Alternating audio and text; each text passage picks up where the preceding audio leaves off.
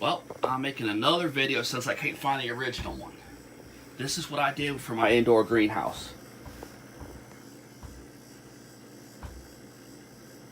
I can't find the video, so I'm doing it again.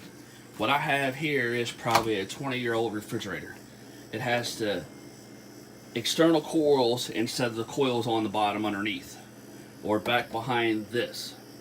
And what I did was, took me a table, which it's piled full of everything now, because all my plants are outside, and I'm building a greenhouse. But this is what I did to make up for it. I took the refrigerator, and I put plastic. Here's the plastic. Plastic came across like so, and I used the window because the window helped during the day.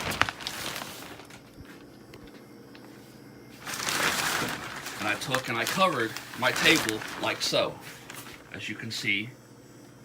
And then I also had a little bit of a heater up underneath there that would help maintain when it got down to freezing. I'd put the heater on low. And as you can see, pretty good. And because of where I have it, I was able to take this and do that. And as you can see, it makes room for it.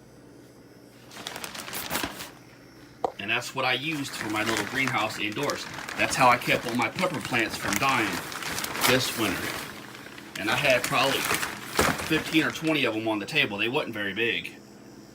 They were like 2-gallon size, but that's what I did. And like I said, with the refrigerator, it worked great. It kept it, I don't know, about 60 degrees and freezing between the two at night.